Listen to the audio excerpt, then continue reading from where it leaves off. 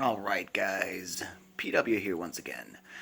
So last night I went through the process of setting up the receiver. I documented things, posted things, I tried to clean up the wiring a little bit. I still got some work to do, but at least we don't have speaker wires running all over the floor and whatnot. I need to clean up some things.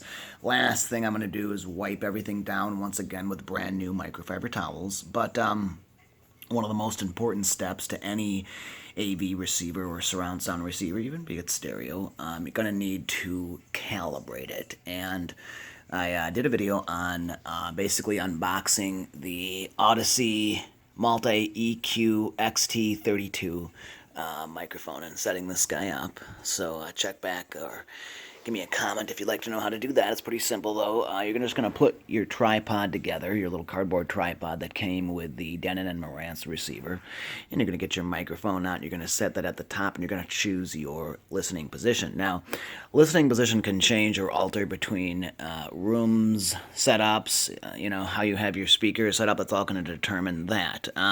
But essentially, you're going to want to stick the microphone at your listening position. So I normally like to sit in the sweet spot. I call it the sweet spot is the area that you're going to hear the best sound, and that is going to be based on basically the center of your surround layout or matrix. So you're going to want to choose that spot. This is, this cushion gets worn out more than any other. I can change them on the couch, but this is the sweet spot for me. So this is the spot I'm always sitting in for the best localization of the surround sounds in between the speakers equally and whatnot, and I'm going to hear the best sound in this position.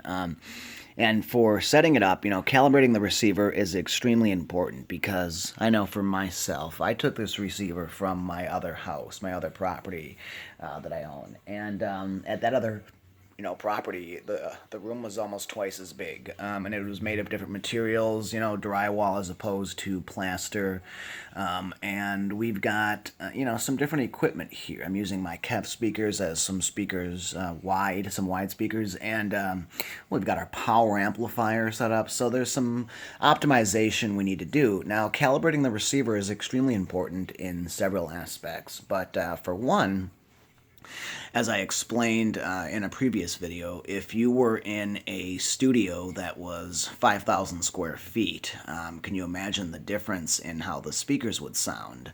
And it all takes time, as I said. So timing and distances, delays, when you see mouths moving on the screen to when you hear them, there's a delay involved in all of that. It doesn't take much for the audio signal to leave the source material and go into the receiver and then leave the receiver and transfer to the speakers, but what does take time is the sound. When it emits from the loudspeaker, there is a period of time before you actually hear it, and that is what you're calibrating or setting up here with the calibration microphone. And calibrating things is important because it's going to determine where your listening position sort of is and how that sounds based on the position. And if you don't have things calibrated properly, things can sound echoey, the delays can be off, the reflection points and whatnot, so you're going to want to figure those things out on your own.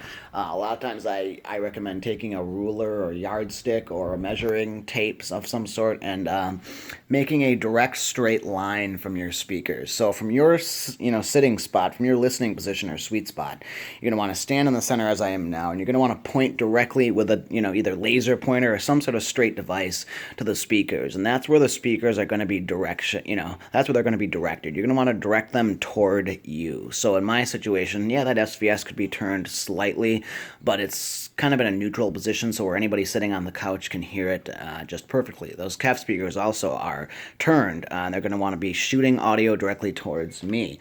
That one a little bit more, maybe the SVS more, so maybe I'll alter them in a minute here. But calibrating it's important because the sound all takes time. An F-16 fighter jet flies at a certain rate, and I think a lot of people have heard what's called the sonic boom before, and that's when the jet breaks the sound barrier. And the speed of sound is approximately 700 miles an hour, a little bit over that, but it's not 800. It's about 700 miles an hour. So That's the time it takes once the speaker, the loudspeaker emits audio for it to get to your ears. The sound has to come out of the loudspeaker. It has to bounce off of either a hard or a soft surface, most likely a hard in a room like this. Some of the couch material too, carpeting and all that. Softer materials make for a better sound. They absorb it more. Or you can have absorber and diffuser panels, but once the sound leaves the loudspeaker, it has to bounce off of a hard or soft surface and then come back to your ear at about 700 miles an hour. So that takes time, and that's why calibrating the receiver is so important, because it'll help determine how your system is going to sound. And there are some finalizations I need to do here with hanging up, my rear height speaker still, mounting my rear heights for the Atmos DTS X type setup.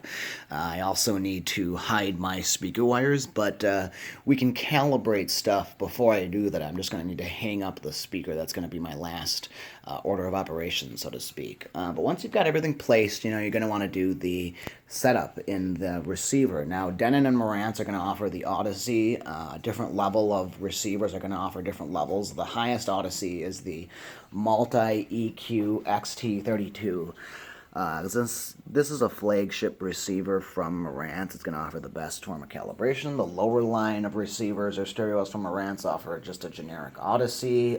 Denon and Marantz share the same thing. They're all under the Sound United umbrella, I believe, which is D&M Holdings. So Denon Marantz Polk. I don't think it's Definitive Technology, but Definitive Technology. They're all under the same umbrella, the same company. And Pioneer is going to offer the MCACC Pro in the higher-end Elites. In the lower models, it's going to offer the regular MCACC setup. But all new receivers nowadays, in the last 10-15 years, have had calibration microphones included with them. And calibrating, it's important, guys. So you're going to want to set everything up. Then the cool thing is, instead of having to go into the setup menu of the receiver and actually hit setup and go through the assistant or into the Audyssey yourself, we can go to the setup assistant right here. And what I did last night was set this all up again, but essentially, and see, we can do it that way. About 15 minutes it's going to take. But, so it's not something that you have to go into manually. One of the things that you can do is just be in any input in your receiver, and you can just take your microphone and go ahead and plug it directly in. As soon as we plug this guy in right now, he's going to go right into the Audyssey setup. So once you have your amp assignment checked and you've got your configuration or your layout, your surround matrix chosen, in this case it's going to be an 11.2 system. It calls it 11.1, but it's 2 subwoofers, believe me. And it's going to look something like that. So this is the Audyssey this is the Audyssey EQ, XT, whatever, multEQ 32. And we've got our amp assignment chosen. We've got our layout chosen, a 5-channel, a surround back, and a front wide. That's what we're using currently. And then height speakers are 4 of them. I'm going to add a 5th one at some point here. These receivers can do the 7010, 7011, 7012, 8012. They can do a 5th height channel, the voice of God. You're actually going to be utilizing the subwoofer 2 port for that, the subwoofer 2 connection in the pre-out section of the receiver. So we've got our height speakers chosen. We don't have any Dolby speakers. I don't really like the Dolby speakers, guys. They're kind of a fake way of doing Atmos. We're bouncing stuff up onto the ceiling. It's nowhere near as immersive to actually have an enclosured speaker working from the ceiling or top of the wall.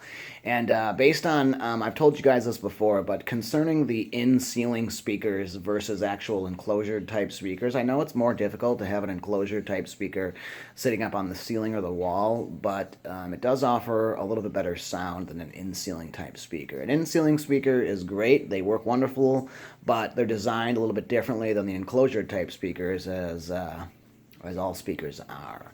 But the enclosures are going to work a little bit better, guys. So when we've got our layout, we've got our pre-out set. So we're sending a pre-out signal out of the back of the receiver through the front left and right speakers into our power amplifier. We're going to change things up later. So I'll do a video on, I got to add another 2-channel power amplifier in here. So I'll have another Emotiva sitting right next to that one.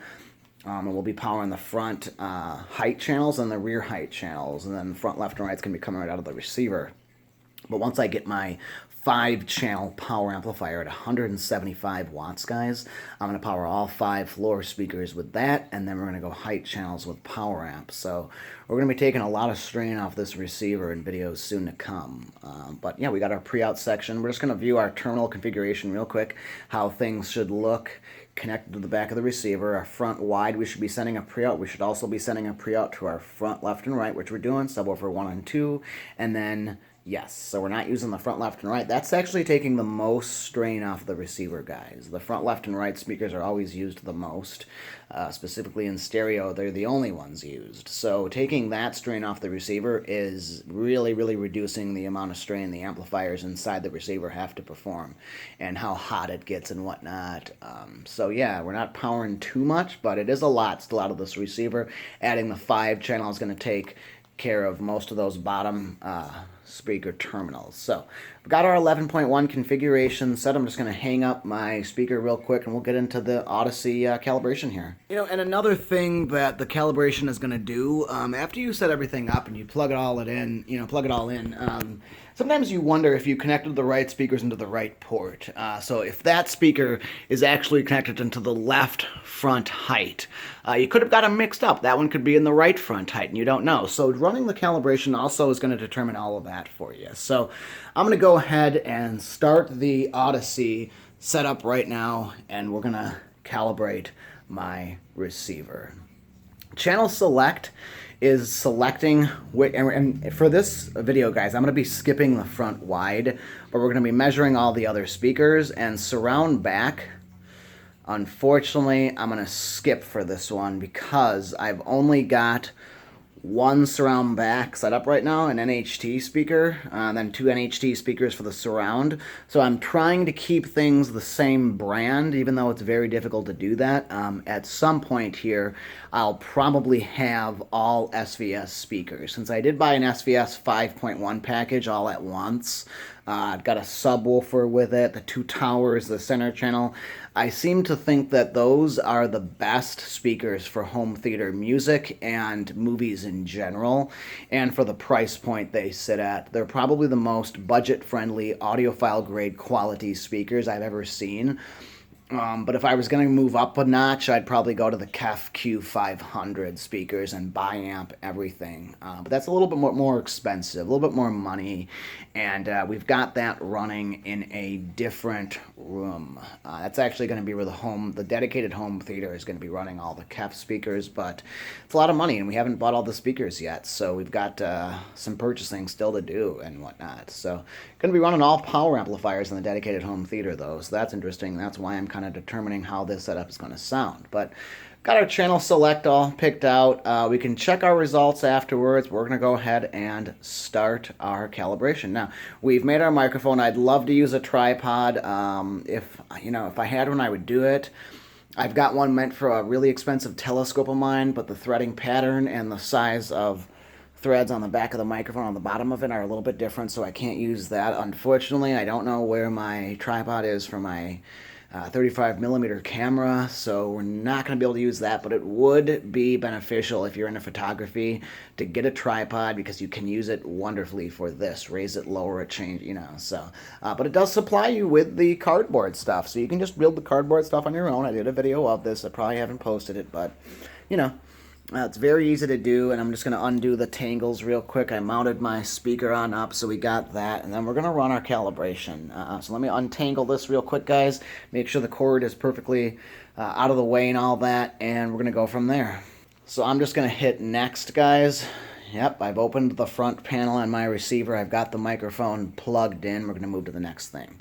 Make sure your subwoofer is plugged in and turned on. If your subwoofer has a volume control, set it to 50%. Both subs are plugged in. They're not necessarily turned on right now because there's no audio going to them, so they're in standby mode, but there will be.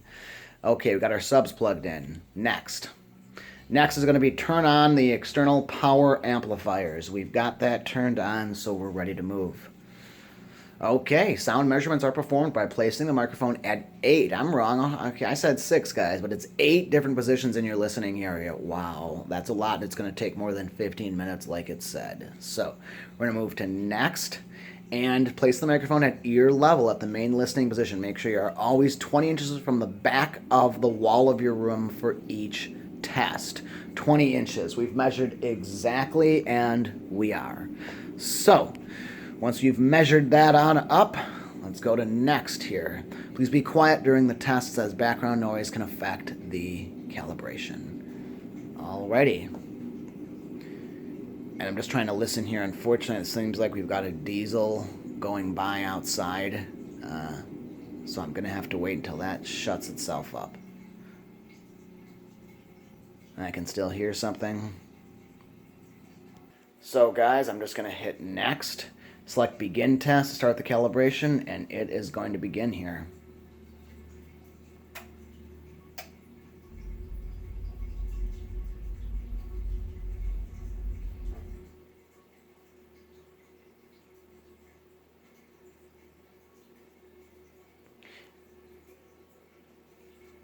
We're going to skip that because I don't have the second subwoofer actually plugged in just yet. I'm going to plug it in after I do this video and run the one sub calibration alone. Just again, but the subwoofer level matching is complete. Place the microphone at ear level at the main listening position and select continue to start the measure main position. So I'm going to continue, guys, and we're going to calibrate this.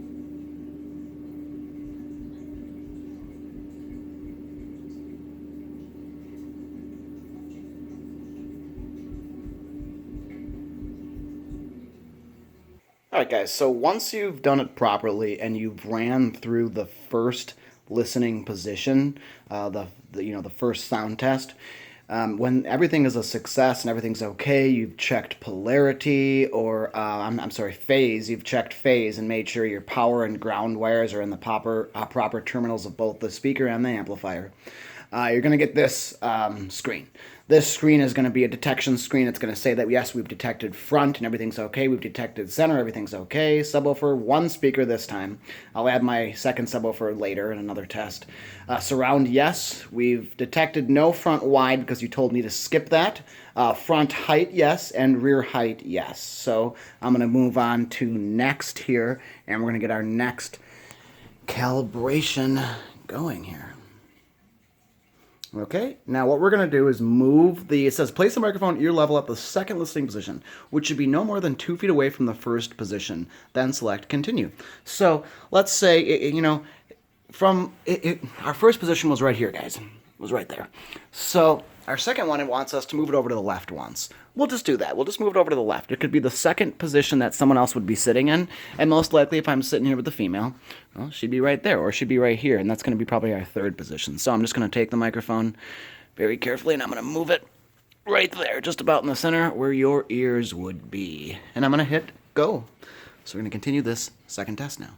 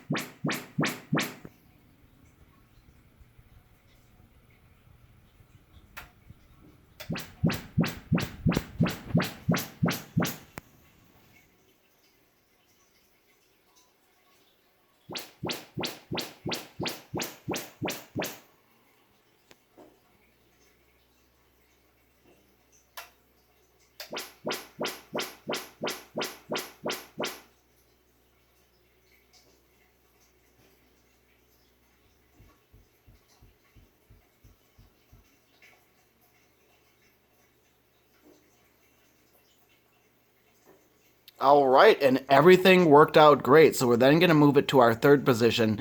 That's going to end. I'm going to actually set the camera down, guys, because we don't need to run through every single position in this. But this is just kind of myself demonstrating how to run through the test, ensure everything's properly set up, hooked up, and all that. And then, you know, for me, the final step is going to be hiding some wires, wiping everything down, like I said, with a brand new microfiber, cleaning things up, and then I'm going to actually connect my second subwoofer. The reason I don't do the two subwoofers with the test is for one reason and one reason only.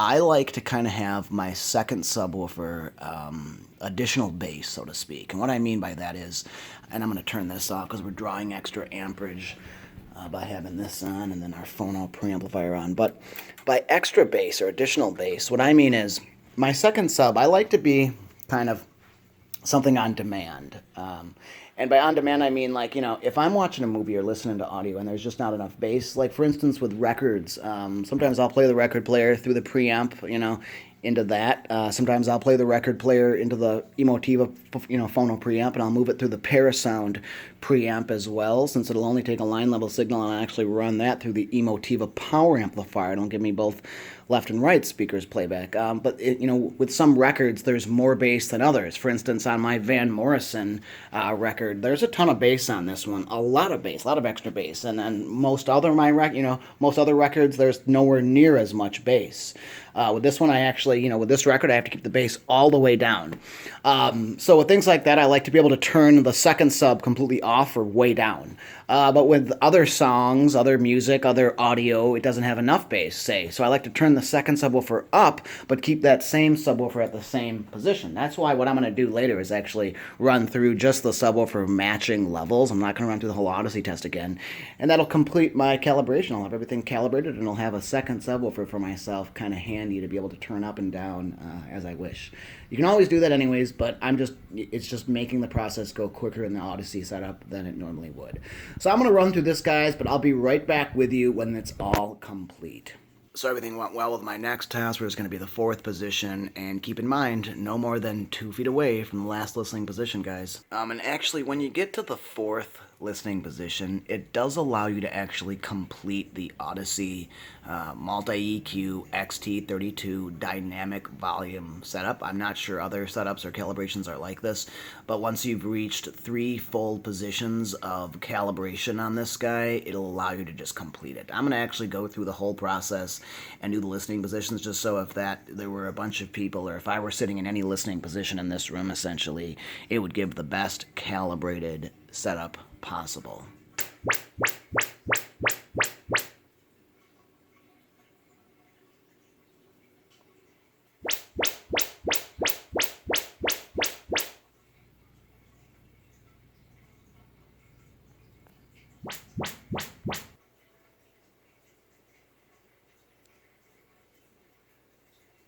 All right, so everything worked properly with our fourth listening position.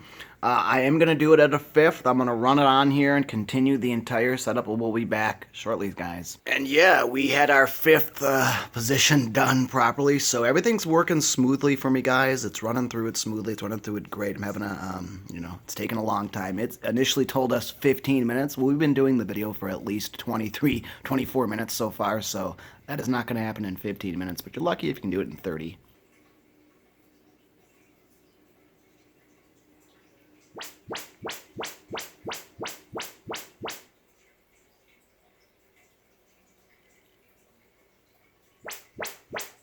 So amazing. Yeah, we had all 6 positions ran through perfectly. Keep in mind, too, if you're going to use like an SP or, a speaker meter, level meter type deal, you're going to want to set it at reference level. And believe it or not, reference level is going to be about 75 dB.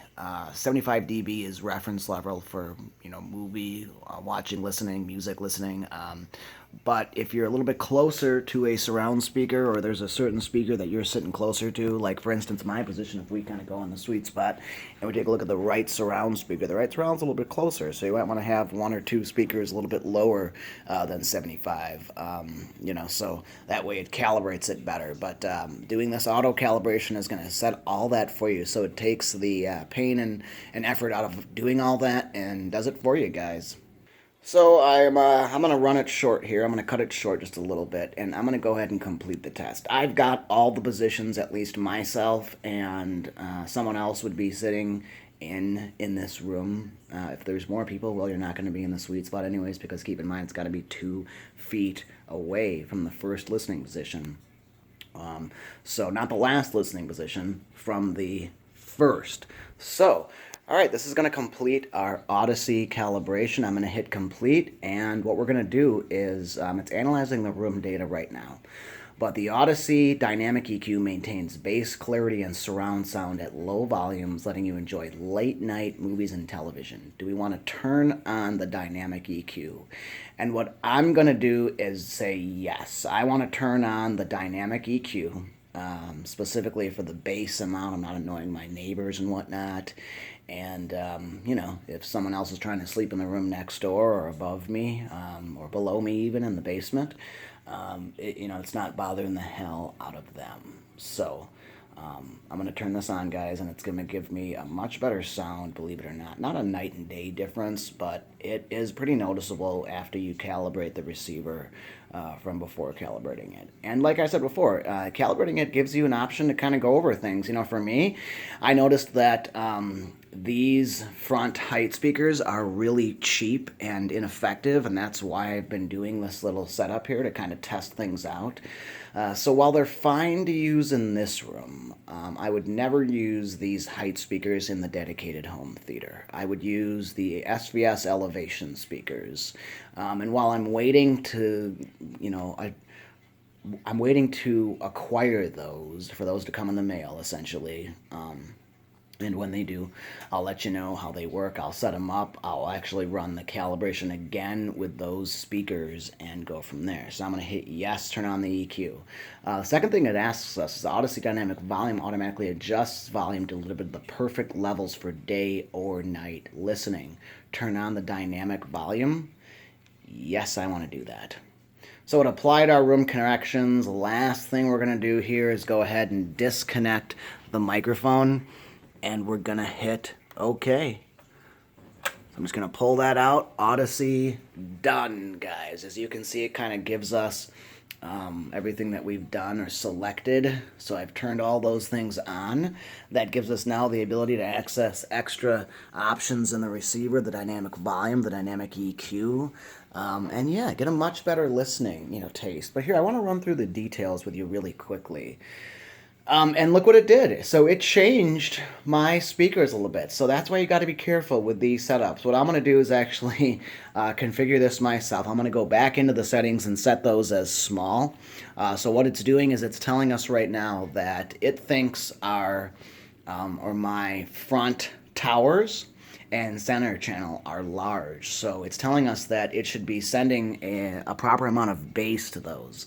And since I don't want that, I'm going to actually change those to small, guys. A lot of people, if not everyone, recommend setting those to small. So I do as well. But if you're not running a subwoofer and you want to get a lot of bass out of, you know, all of your speakers, go ahead and set them to large. Obviously, what it's telling us here, and I would assume the calibration is more of a professional at recognizing the audio, at least to this receiver, than I am or anyone else is. So, you know, it's telling us large, so it's telling us that it should be sending a proper amount of bass to those speakers, but I'm still going to set it to small. We can try it out the way that it is, but I'll let you know an update on that. But yeah, that concludes this test, calibrating our receiver. We can go ahead and pack all this back up and put it away, and can use it again in the future. That's what's great about this. It'll all flatten back down. You can wrap the microphone back up, put it in its little box, and be good to go. So I'm just going to hit next here. And we're going to look at our distances. Now, that's interesting that it gives us all of that. You know, each receiver is a little bit different on the kind of the sound that it makes, but they're all more or less the same. I've done a Pioneer before. I've done an Onkyo. I've done a Denon. I've done the Marantz. Only ones I haven't done are Yamaha and the other higher-end brands of receivers, but they're all a similar kind of whopping sound that comes out of the speaker when it does that test. So there you have it, guys. That's the calibration and setup. I'll be back with a ton more videos. As you can see, here's levels. I got a lot of stuff coming soon, some new reviews of products. Please like the video, take care, and subscribe, guys.